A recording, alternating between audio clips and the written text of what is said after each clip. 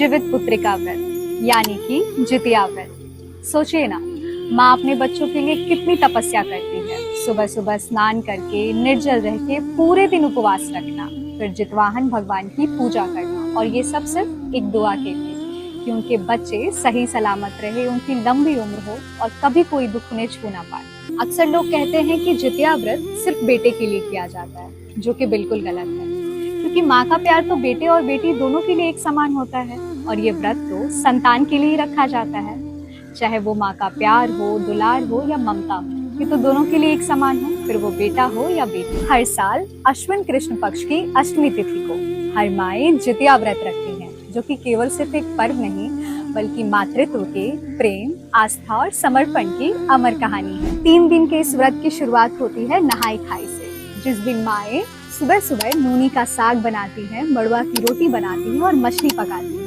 और फिर अपने बच्चों को खिलाकर स्वयं वही खाती हैं। और फिर आता है व्रत का दिन, जिस दिन सूर्योदय से पहले उठकर भगवान को अर्घ देती हैं, और फिर वो लेती हैं 24 घंटे बिना अन्न जल रहने का संकल्प, और बस यही प्रार्थना कि मेरे बच्चे की सलामती हो।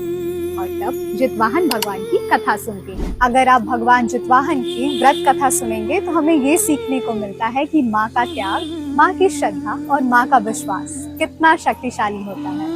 तीसरे दिन सूर्योदय के बाद इस व्रत का पारण होता है और बच्चे अपनी माँ का आशीर्वाद लेते हैं, और कुछ इस तरह इस व्रत का समापन होता है। तो जितिया सिर्फ एक व्रत नहीं, माँ के दिल का सबसे खूबसूरत एहसास।